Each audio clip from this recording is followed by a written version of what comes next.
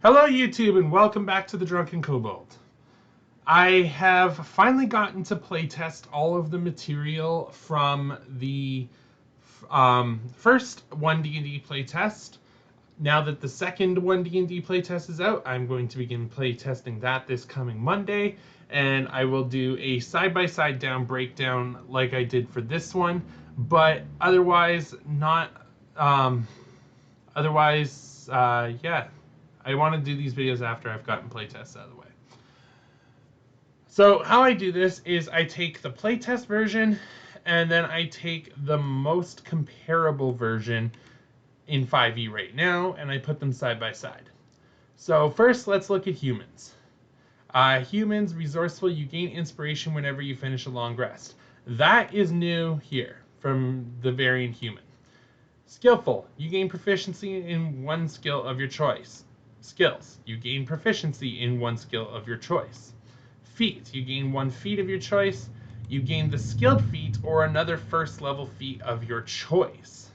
So one difference here is that there is going to be first level, fourth level, and 20th level feats. First level feats are basically whenever you may take a feat, you can choose this feat. Fourth level are whenever you would gain a feat after fourth level, you can choose this. And 20th level are the boons from the Dungeon Master's Guide. So I do like that that's being simplified, that boons are going into feats now. But yeah, no, for human traits, the fact that you can't take any generic feat is going to be a slight downgrade. Some people would prefer to have been able to take a fourth level feat. But yeah, I think that the current human traits for the playtest are nearly identical to the human traits from the variant human in the player's handbook. One improvement is that you're going to get a +2 and a +1 with playtest, whereas before you only got 2 +1s. I think that is also because a lot of feats that are fourth level feats do gain buffs. And before, if you chose one of those feats, you could get your 2 different ability scores increased by 1, and then another ability score increased by 1, similar to Tasha's 3 get +1, but then you also got the feat. So I feel like they did a very good job of balancing the human traits this time around. Arling, this is brand new. There is nothing to compare this to, and I think it's pretty well designed. I like that my idea of having, third and fifth level abilities tied to your races that was in Pathfinder 2e is going to come true on that one. First level, I wasn't expecting that, but I do like it. So Celestial Legacies, they give you a legacy and they tie some things to it. This is very, very similar to how the Tifling has worked in a few different iterations of it, including the newest iterations of the Tifling. So this is basically a good version of the Tifling, which is supposed to represent evil. But they're not specifically good or evil. You could have an evil Arling and a good Tifling. So, all right, Dragonborn. This is the one that upset me the most because they just did Fizban's Treasury of Dragons, and Fizban's was supposed to be playtest ready, but they have already changed the Dragonborn traits. So, first, let's look at Draconic Ancestries. Gem Dragons are gone from the list. Core does not look like it's going to have Gem Dragons. Breath Weapons. Everything is now a 15-foot cone. You do not have the 30-foot line. The Dexterity saving throw is the same. The die damage is the same of 1d10, so it's kind of like a 1d10 cantrip, but you're still only able to use this a number of times equal to your proficiency bonus, and then you gain your expended uses when you finish a long rest. One of the biggest traits, differences in this trait, from the Fizban's Treasury of Dragons and the current Player's Handbook breath weapon is they don't increase in damage as you level up, which I think was one of the biggest flaws of this. They nerfed the breath weapon hard. Dragonborn got dark vision, but damage resistance is still the same. And then Dragonborn in Fizban's also got a 5th level once per long rest ability. Those are gone, which, considering they gave 5th level spells to certain creatures, I think they could have left the ability in. I think that Dragonborn got nerfed hard from Fizban's Treasury of Dragons. Dwarf. All right. Dwarf. Dark vision. Dark vision. Dwarven resilience. Dwarven resilience. So those are going to be the same. Dwarven toughness. Your hit point maximum increases by 1, and it increases by 1 again whenever you gain a level. That is from the Hill Dwarf. The Mountain Dwarf did not get a trait carried on through. Forge-wise, your divine creator gave you an uncanny affinity for working with stone or metal. You gain tool proficiency with 2 of the following options of your choice. There's just a little bit more tool proficiency there. Stone cunning is got the biggest change.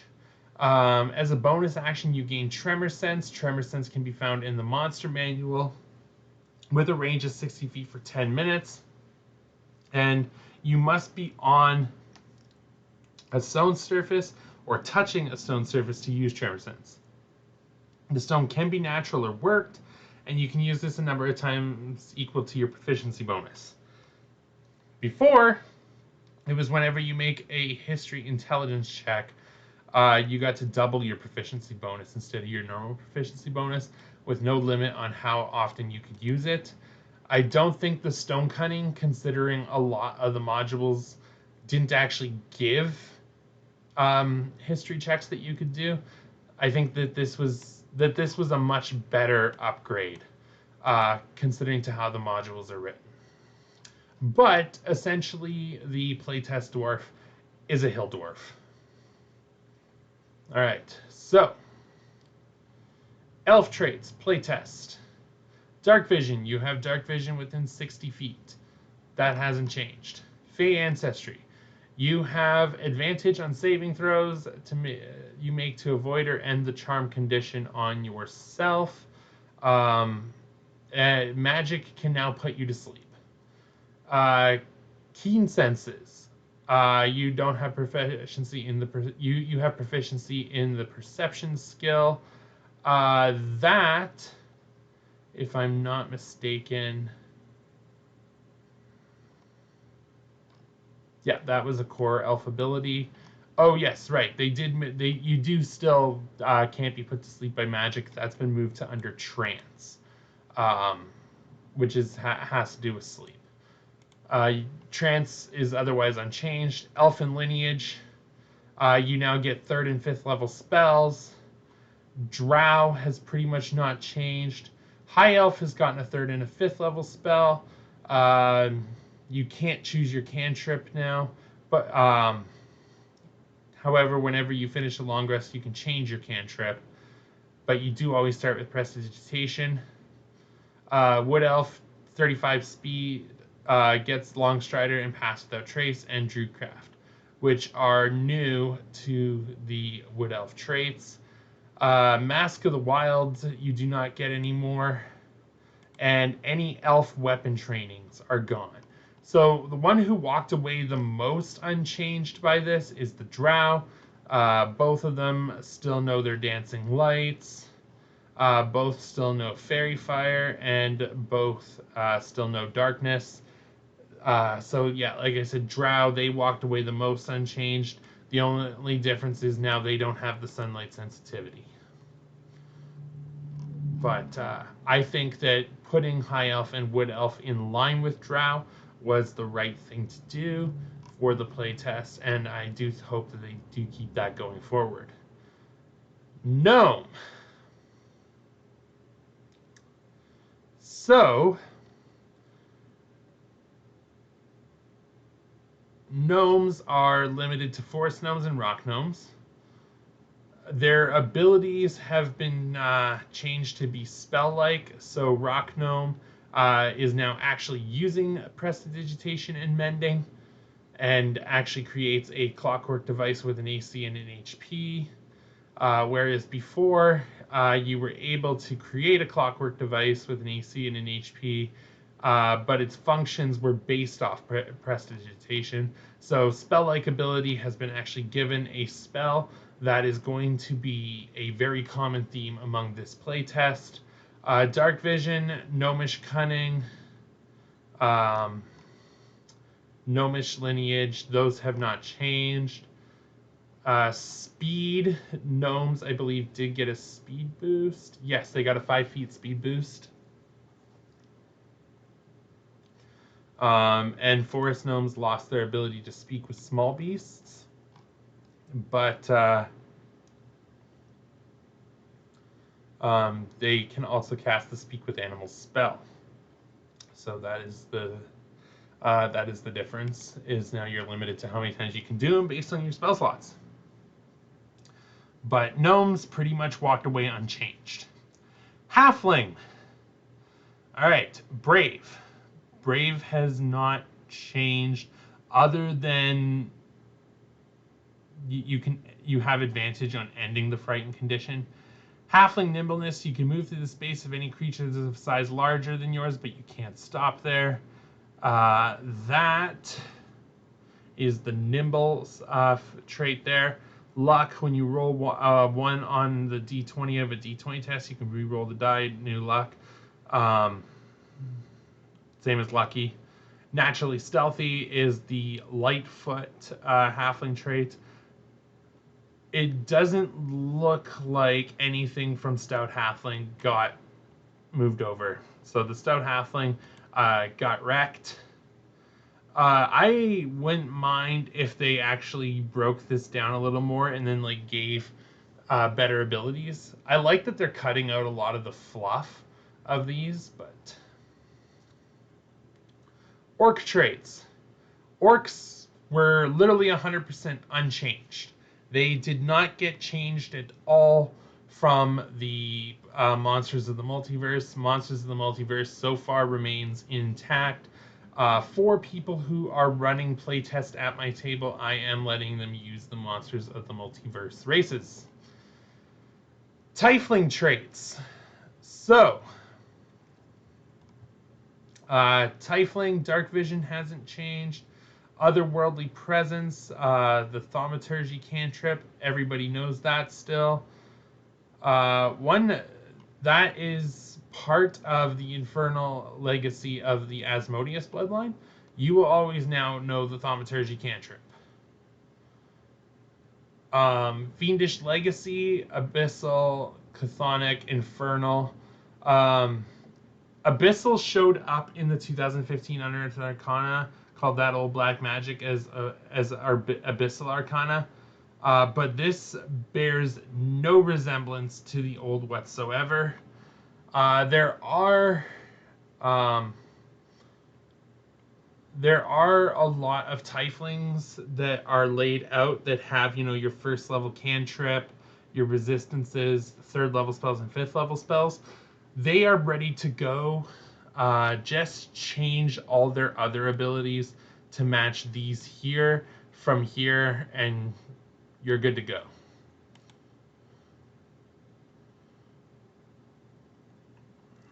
So backgrounds. Backgrounds got the most change. Backgrounds are very similar to the custom lineage that is in Tasha's Cauldron of Everything. They are now where you get the random ability scores rather than in races like Tasha's. So you get your +2, +1, or alternatively choose 3 ability scores and increase them by 1. You now get 2 skills and a tool and 1 language. whereas before you had to make some choices. Everybody gets a first level feat and equipment. Your character gets 50 gold to spend on starting equipment. The character keeps any unspent GP as spare coin. The difference is, like before, the equipment was predetermined, and it was roughly, with the gold that was left, it was roughly 50 gold. It never worked out to be 100%. But I do like that you get your 2 skills and you get 1 tool and 1 language, rather than having to choose, do you want 2 tools, 2 languages, or 1 of each.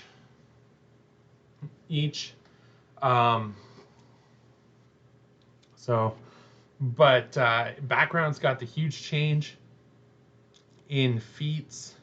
Tool proficiencies and languages got split, and ability scores are now here.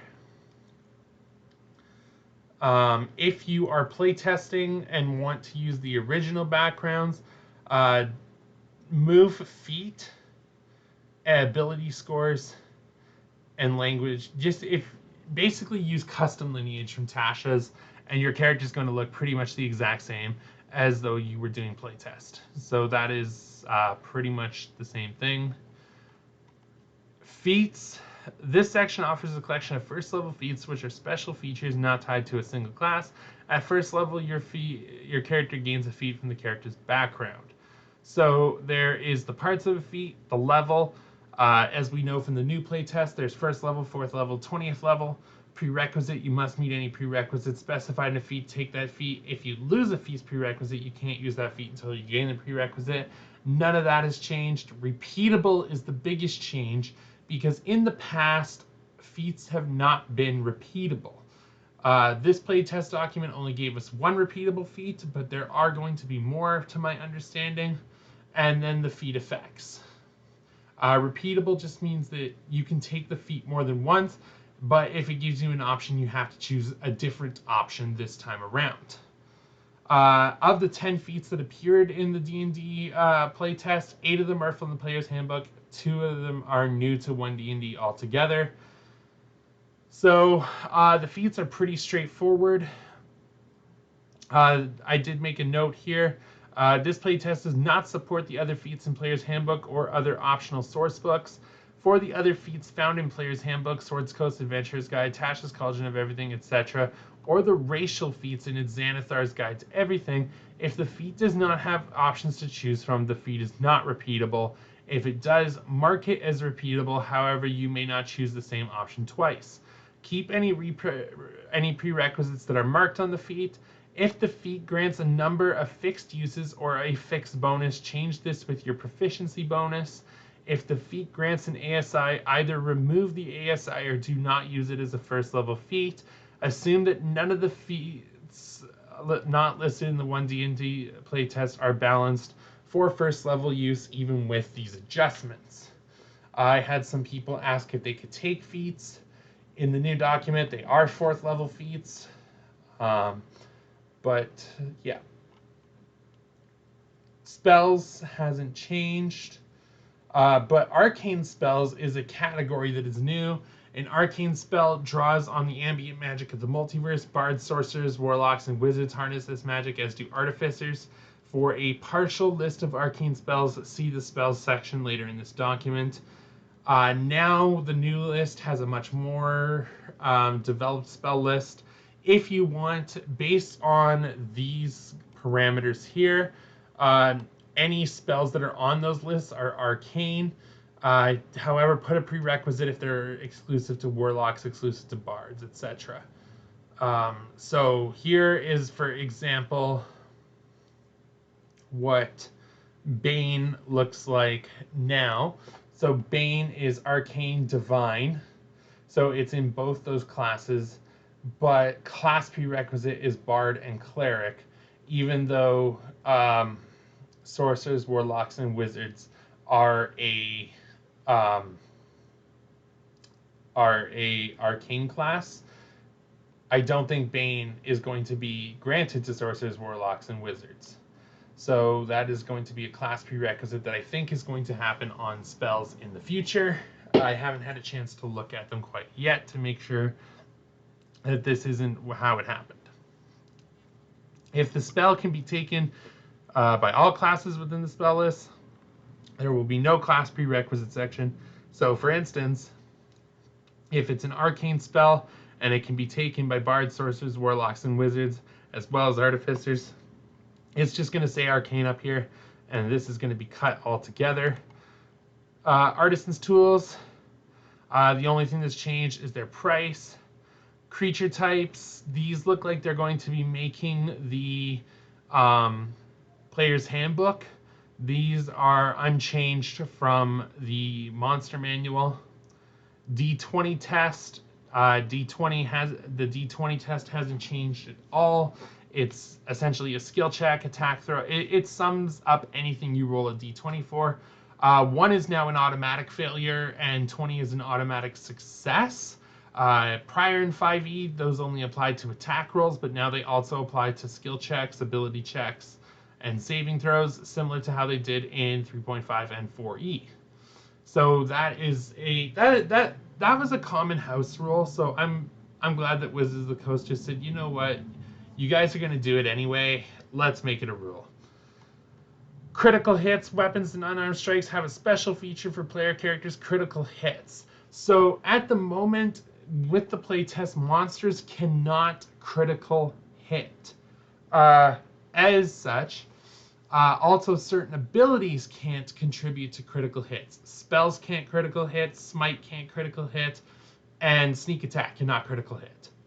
I think that once we get all the playtest out, there's going to be special rules for their crits, but as is right now, they do not crit.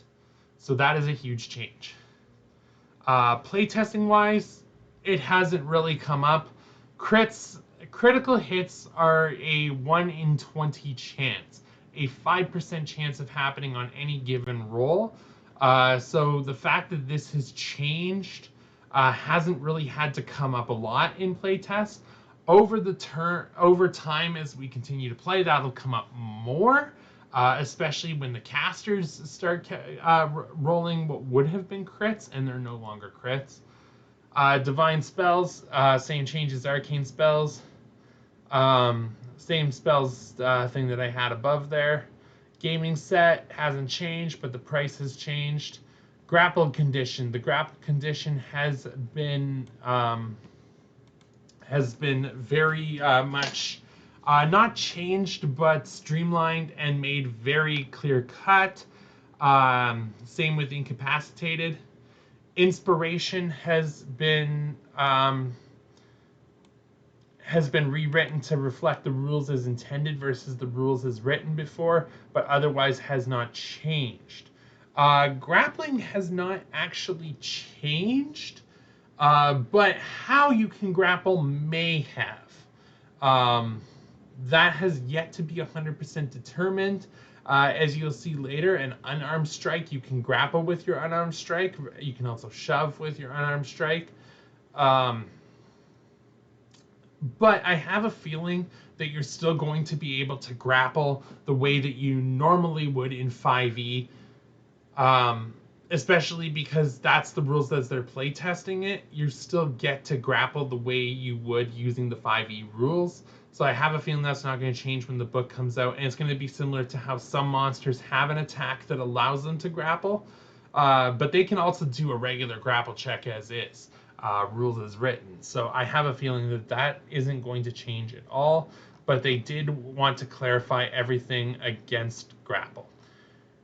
If you cannot initiate a grapple unless you're using the unarmed strike, that is going to hurt the plasmoids from Spelljammer, because then half of one of their racial abilities is completely nullified. Their ability to escape the grapple is still good, but yeah. Long rest hasn't changed. Musical instrument, only thing has changed is the price. Primal spells are the category that druids and rangers use. Otherwise, they haven't changed. Spell information again. Slowed condition is new. While you're slowed, you experience the following effects: limited movement. You must spend 1 extra foot of movement for every foot you move using your speed. So you're basically moving at half speed. Um, so most characters are only going to get 15 feet. Using the rules of rounding, um, a wood elf would get 17. 17. But the slowed at moving half speed. This is going to work with difficult terrain. Difficult terrain will probably now grant the slowed condition versus having rules for how to move on difficult terrain. Tool proficiencies haven't changed. Tremor sense hasn't changed from the monster manual. Unarmed strike got the most changes to it, but I have a feeling that it's just more things you can do with your unarmed strike, and isn't actually going to affect these abilities otherwise. It's just allowing you to actually use an attack against their AC to do certain things like grappling and shoving versus a contest of strength before. So I think that is going to be the biggest change. All in all, though, this plays exactly like 5th edition. All of this feels like errata rather than an actual 5.5 or a 6th edition.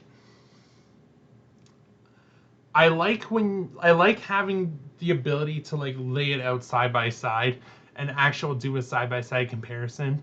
Having read the new one a little bit, I have a feeling that this side by side document is going to show a lot more contrast. And I think we should also go back and revisit this with the new playtest rules, since they are what is going to be currently valid. Because there are some new first level feats in the new document.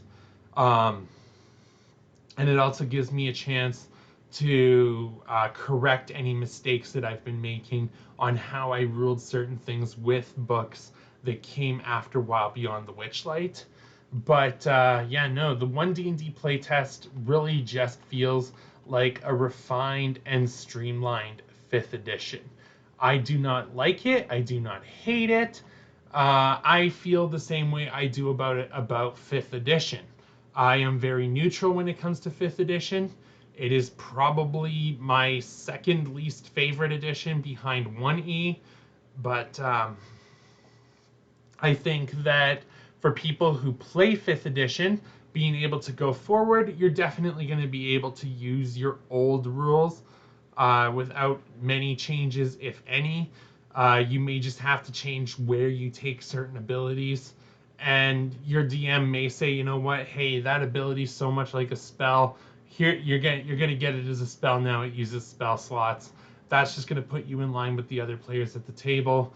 But it's 5th edition, people. The fact that there was so much arguing on social media about how many changes were made to 5th edition, I don't see it. I think by the time you build 2 level 20 characters using this information, they looked the exact same. Mechanically, they operated the same. The minor differences came up a fraction of the time. Some of them, like I said, were already basic home rules, like the roll 1, roll 20. So there really isn't really going to be much difference for those who've been playing 5e, but for those who are going to be new to 1D&D when it becomes the standard edition, it's going to be much more streamlined and easier to understand. Out of 10, I give this a 7 and 8. 7, 8. I would have liked to have seen Dragonborn not get nerfed so hard. I would have liked to have seen 3rd and 5th level abilities on everything like I predicted, but and I would have liked feats to have every feat in the player's handbook to have been defined as a 1st or a 4th level feat, so that players knew what they were getting into going forward. And I would have liked a little bit of documentation on the racial feats in Xanathars, especially because Xanathars is part of the playtest. The material is still usable, so all that said, like I said, about a 7 or an 8. There is a couple flaws, a couple things that I feel probably should have had a lot more clarification off the get-go. Hopefully the new playtest document gives that clarification, but if it doesn't, it's no big deal. What are your thoughts on the playtest? Let me know in the comments down below. If you feel I deserved it, please leave a like and consider subscribing. And in the meantime, cheers, and may the rolls be with you.